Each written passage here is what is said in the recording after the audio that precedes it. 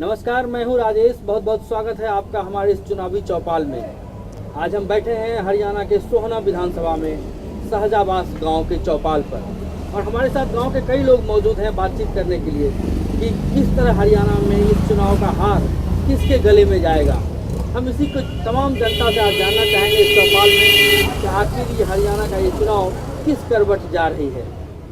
यहाँ मुख्य रूप से 3 दावेदार हैं, कांग्रेस, बीजेपी और ओम प्रकाश चौटाला की पार्टी। चलिए आप लोगों का बहुत बहुत स्वागत है। सबसे पहले हम जानना चाहेंगे राकेश जी से कि किस करवट ले रही है ये चुनाव, खासकर इस एरियाज को अगर देखें जाए तो, क्योंकि गांव का एरिया है। शहर में माना जाता है, ऐसा अब तक एक परंपरा रही है कि शहर में माना जाता है कि बीजेपी का वोट बैंक है, मोदी जी का प्रभाव होगा, मोदी जी का करिश्मा होगा, लेकिन गाँव की हालात क्या है? गांव भी मोदी जी के करिश्मा से कोई अछूता नहीं है। जो मोदी जी का जो अपना डेवलपमेंट का काम है, जो स्ट्रॉन्ग पर्सनैलिटी है, जिस ढंग से वो काम कर रहे हैं और जो उनका जादू वो गांव से अछूते नहीं रहे हैं, तो मुझे तो लगता है कि यहाँ पे बीजेपी का बहुत ढंग से स्कोप है आने का और बीजेपी आएगी, क्योंकि चौटाला ने पहले तो काम किए नहीं है इस इलाके में, तो बिल्कुल नहीं करते हैं वो लोग। और कांग्रेस का तो बुरा हाल है ही, करप्शन जिस ढंग से उन लोगों ने किया है, जो कुछ वो सब करप्शन में जिस ढंग से इंडल्ज रहे हैं और अपने एक रीजनल सिर्फ एक इलाके को डेवलप किया। यहाँ तो डेवलपमेंट की कोई बात ही नहीं है, ना गुड गवर्नेंस की बात है। तो मेरे हिसाब से तो BJP is the only alternate और वो आना चाहिए, यहाँ पर आएगा। सर, आपके विचार से यहाँ कौन सी मुख्य रूप से समस्याएं हैं जिसको जनता फोकस कर रही होगी और जिसके आधार पर तकरीबन वोट दिए जाएंगे, या क्या मुद्दा है ऐसा बना है? क्या लोकसभा चुनाव में जो मुद्दा बना था वो अब तक कंटिन्यू कर रहा है या कुछ और लोग सोच रहे हैं यहाँ? देखिए, जो लोकसभा का चुनाव हुआ था वो एक राष्ट्रीय मुद्दों पे हुआ था जिसमें मोदी जी ने समर्थन प्राप्त करा। हरियाणा के लोकल मुद्दों के अगर हम ऊपर विचार करें तो हरियाणा में जो बीजेपी ने घोषणा पत्र निकाला है वो घोषणा पत्र एक ऐसा घोषणा पत्र है जिसमें गांवों की समस्याएं और हरियाणा की मूलभूत समस्याएं हैं। मैं आपको बताता हूं, गांव शाहजाबाद में बैठे हैं आप, यहां से लेके गांवों की तरफ जाइए तो आप पाएंगे कि टूटी हुई सड़कें हैं, आज से नहीं पिछले 15 वर्षों से टूटी हुई हैं, पानी की व्यवस्था नहीं निकलने की। तो हमारे जो देखा है बीजेपी के उनमें, वहाँ पे घोषणा पत्र में है कि सीवेज की व्यवस्था गांव में देंगे, वो सड़क की व्यवस्था देंगे। आप ये देखिए, जिस सड़क से आप आए हैं, प्रधानमंत्री ग्राम सड़क योजना, ये कब स्टार्ट हुई थी? ये स्टार्ट हुई थी जब अटल बिहारी जी बने थे।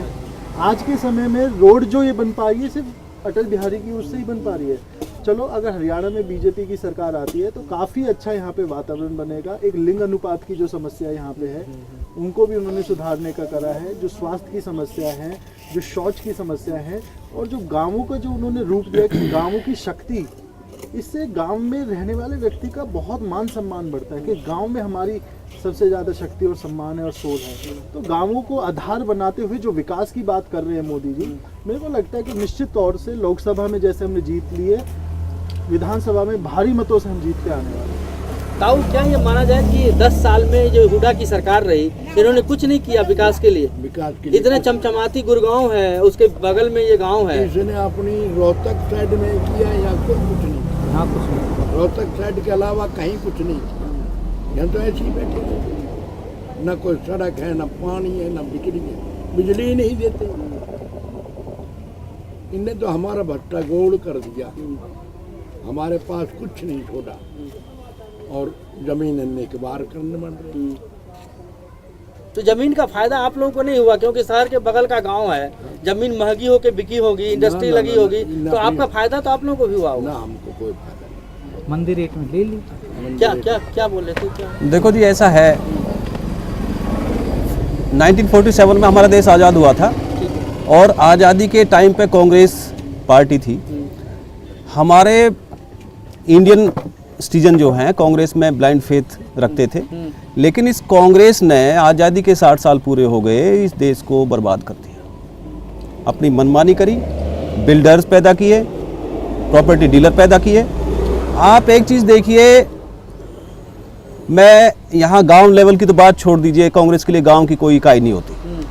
हमारे सोहना कस्बे में और गुड़गांव के अंदर 2 कॉलेज हैं, बहुत पुराने कॉलेज हैं वो, मैं कहूँगा कि वो शायद 47 से पहले कॉलेज हों। उसके बाद आज तक कोई नया कॉलेज इस कांग्रेस सरकार ने, जिसने 60 साल राज किया है, लोगों ने भरोसा इसके ऊपर रखा है, कोई डेवलपमेंट का काम इन्होंने नहीं किया है। रोजगार सृजन की बात है, हमारे युवा आज बीटेक कर रहे हैं, एमए कर रहे हैं, बीएड कर रहे हैं, टेक्निकल एजुकेशन ले रहे हैं। अब वो एजुकेशन लेने के बाद कहाँ जाएं? जब उनको कहीं एग्जिस्टेंस नहीं मिलती, रिप्लेसमेंट नहीं मिलती, तो फिर उनके पास क्या जरिया रह जाता है? इतनी बड़ी इंडस्ट्रियलाइजेशन हुई गुड़गांव में, पूरे एरिया में, जो हरियाणा नंबर 1 का पूरा स्लोगन हर चैनल, इंडस्ट्रियलाइजेशन के अंदर कंपनीज हैं, कोई भी रिक्रूटमेंट होती है, रोहतक को छोड़ करके और किसी जिले का बंदा कहीं एम्प्लॉय होता ही नहीं। चाहे रोडवेज हो, चाहे टीचिंग डिपार्टमेंट हो, चाहे इंडस्ट्री हो, गवर्नमेंट आप जाकर देखिए।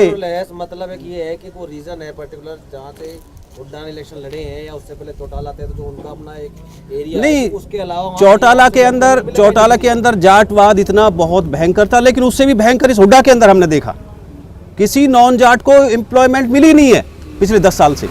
क्या हमारे गाँव में, हमारे इलाकों में पढ़े लिखे बच्चे नहीं हैं? क्या रोहतक के अंदर ही बहुत ज़्यादा पढ़े लिखे बच्चे हैं? कोई भी डेवलपमेंट हो तो वो रोहतक में ही क्यों हो? सवाल ये है कि डेवलपमेंट का एक रेशियो पैरेलल होना चाहिए, जहां जिस चीज़ की रिक्वायरमेंट है। आज आप देखिए कि हमारे बच्चे यहाँ से गुड़गांव कॉलेज जाते हैं, हमारे बच्चे सोना कॉलेज जाते हैं, हमारे बच्चों के लिए यहाँ ट्रांसपोर्टेशन का कोई भी साधन नहीं है। हमारी लड़कियाँ कॉलेज जाती हैं, यहाँ खड़ी रहती हैं बस स्टैंड के ऊपर, फिर भौन सी खड़ी रहती है बस स्टैंड के ऊपर, फिर गुड़गांव जाती। कितनी मतलब ट्रेजेडी है, कौन देखेगा इसको? ये राज्य के काम होते हैं, वेलफेयर देना स्टेट का काम होता है। ताऊ यहाँ कुछ नहीं हुआ हुडा के पिछले 10 साल सरकार में? 10 साल जो हुडा का सरकार रहा, कांग्रेस की सरकार रही, यहाँ विकास नहीं हुआ, गांव में कुछ नहीं आ पाया। भैया हमारे देखे तो ऐसे होते रहे सब। अब क्या है, हमारे जिम्मेदार आदमी युवा, पढ़े लिखा युवा है, युवा ने पिछले पार्लियामेंट में आपने देखा है कि उम्मीद से ज़्यादा सीटें बीजेपी सरकार को दी, नरेंद्र भाई मोदी को दी। मतलब उनकी एक्सपेक्टेशन एक लिमिट थी, लेकिन लिमिट से ज़्यादा उनको दी, पूरे बहुमत से उनको बिठाया। और हरियाणा के अंदर भी युवा इतना सुशिक्षित है, वो अपना मन बना चुका है, उसे किसी एड की जरूरत नहीं। युवा कहता है कि अब हम अपना फर्टिलाइजेशन खुद करेंगे, हम अपनी सरकार लाएंगे और हम खुद अपना करेंगे। और ये इधर कुछ युवा बैठे हैं, क्या मोदी जी का जो करिश्मा लोकसभा चुनाव में था वो क्या माना जाए कि बरकरार है अब तक? आ जाओ दादा। युवा उनको लेके काफी उनके साथ हाँ, हैं। वो एक ही बात जो है। ग्रामीण एरिया है, क्या युवा अभी उनके साथ हैं? क्या चाह रहे हो? ओ यहाँ आओ, खड़े हो, ओ थारा बल हो जा। एक तरफा उनके जादू में अभी भी गिरफ्त में आए हुए हैं युवा। आप पहले कह रहे थे हाँ कि अरे भाई हाँ बताइए। गांव में और शहर में बीजेपी में फर्क होता था। आज गांव भी हर तरीका से इंटरनेट के माध्यम से, पत्रकार के माध्यम से, पेपर के, टीवी के माध्यम से इसी तरीका से जुड़ा हुआ है। हर तरीका से नरेंद्र मोदी जी की एक बात बोल रहे हैं, चाहे वो यूएनए में बोल रहे हैं, अमेरिका में बोल रहे हैं, वो भी आज हमारे हर गांव में, ढाणी में, हर घर में सुनता है लोग, और बुजुर्ग भी सुनते हैं, युवा भी सुनते हैं। हर लोग ऐसी हवा बनी हुई है अभी भी आज भी ऐसी हवा बनी जैसी कि लोकसभा के टाइम में बनी। तो 10 साल फिर आप लोगों ने कांग्रेस को कैसे वोट दिया? जब इस क्षेत्र का विकास नहीं हो रहा था, कुछ नहीं हो रहा था, क्षेत्रीयता बहुत ज़्यादा, जैसे ताऊ बता रहे थे कि वहाँ रोहतक हो रहा था पूरा, तो फिर किस तरह से कंटिन्यू हुआ सरकार? ये हमारे क्षेत्र तो चुनते ही नहीं गया कभी भी। हमारा निर्दलीय जीतता है या विपक्ष। असल में क्या होता है, हमारे यहाँ हरियाणा के अंदर कास्टिज्म पे लास्ट में चुनाव आ जाता है। अच्छा, पहले जो हमारी सोना विधानसभा का स्वरूप था, ज्योग्राफी जो थी, वो अहीर बाहुल्य थी, हमारी मजबूरी थी। हम कांग्रेस को खिलाफ भी वोट देते थे, फिर भी कांग्रेस का नुमाइंदा निकलता था, क्योंकि वो अहीर आता था, राव धर्मपाल यहाँ से लड़ता था, उनकी वोट ज़्यादा थी। आज हमारे पास रेशो है कि हमारी ये गुजर सीट है और हम जिसको मन चाहे उसको यहाँ से जिता के भेज सकते हैं। आज हमारे हाथ में है, और अब की बार हमारा कैंडिडेट निकलेगा, बीजेपी पार्टी कैंडिडेट निकलेगा, और इस क्षेत्र के अंदर काम करके दिखाएंगे। ये भी तो कहीं न कहीं जातीयता से जुड़ती है है बहुत दिनों में।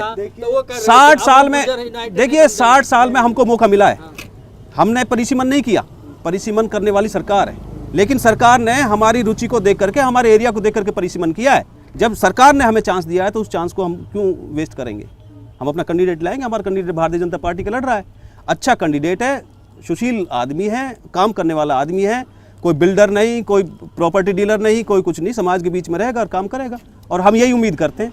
नहीं, हम भी वही समझना चाह रहे हैं कि क्या इस बार भी जो वोटिंग पैटर्न होगा, इशू बेस्ड वोटिंग पैटर्न होगा, मोदी जी की जो घोषणा पत्र की बात चर्चा कर रहे थे ये उस हिसाब से होगा, या फिर वही जाति आधार पर जिस तरह से हरियाणा बिल्कुल पहले जाति चलता आधार पर नहीं होगा, विकास का मुद्दा लेकर के इलेक्शन हो रहा है ये। और आप यहाँ से क्षेत्र में निकल के देखिए, इलेक्शन हो चुका। इलेक्शन तो 1 तारीख को प्री डिसाइडेड इलेक्शन है। 70% जनरेशन, 70% युवा बीजेपी के साथ हैं, वो बदलाव चाहते हैं। चौटाला से, हुड्डा से, कांग्रेस से, इनेलो से पब्लिक तंग आ चुकी है। ये सिर्फ वादे करते हैं, काम करने इनके बस की नहीं है। हाँ, ये काम कर सकते हैं, सिर्फ रोहतक के अंदर काम कर सकते हैं, सिरसा के अंदर काम कर सकते हैं, सोना से इनका कोई लगाव नहीं है। आप हर गांव में जाके देखिए, 70% युवा जो है, 70% वोटर मन बना चुका है भारतीय जनता पार्टी को वोट देना है। भारतीय जनता पार्टी का कोई भी कैंडिडेट है, चाहे वो गुर्जर है, हीर है, मेव है, कोई भी जिसने पार्टी को उतारा है, भारतीय जनता पार्टी नरेंद्र भाई मोदी के लिए वोट जा रहा है हमारे क्षेत्र से। किसानों की यहाँ क्या बेसिक समस्या है? क्योंकि ये हरियाणा एक तरह से अपने एग्रीकल्चर के लिए, कृषि के लिए जाना जाता है, कृषि के बल पे यहाँ तरक्की हुई है। किसानों की मूलभूत समस्याएं क्या हैं? देखिए, किसानों की समस्या हरियाणा, महाराष्ट्र, पूरे भारत में एक ही है कि उनकी जो फसल है उसका बेसिक प्राइस नहीं मिलता है। क्यों नहीं मिलता है? क्योंकि बिचौलिए बहुत सारे बीच में हैं। मोदी जी ने आते सबसे पहले काम क्या करा कि एग्रीकल्चर प्रोड्यूस कमेटी का जो था उसका ही बहिष्कार कर दिया, और वही घोषणा पत्र में लेके आए हैं कि एग्रीकल्चरिस्ट के लिए अपनी धान, अपना गेहूं, जो भी उसकी जो फसल है वो बिना बिचौलियों के सरकार को बेच सके। चलो आप ये देखिए, सोना अनाज मंडी है, वहाँ पे 60 वर्षों में क्या योगदान है, क्या स्टोरेज व्यवस्था है। आप जाके देखिए, अगर बारिश आ जाए तो अनाज खराब हो जाए। स्टोरेज व्यवस्था जो हमारे यहाँ पे लाने वाले हैं, मोदी जी उस बात का जिक्र करें कि ऐसी स्टोरेज व्यवस्था रहेंगे कि 1 साल या 3 साल तक वो गेहूँ वहाँ पे बचा रह सकता है। क्या किसानों के लिए पूरा सरकार ने कुछ भी नहीं किया? कुछ भी ना, बिजली ना दी साहब, हाँ। बिजली नहीं दी बिल्कुल। क्यों किया जाए?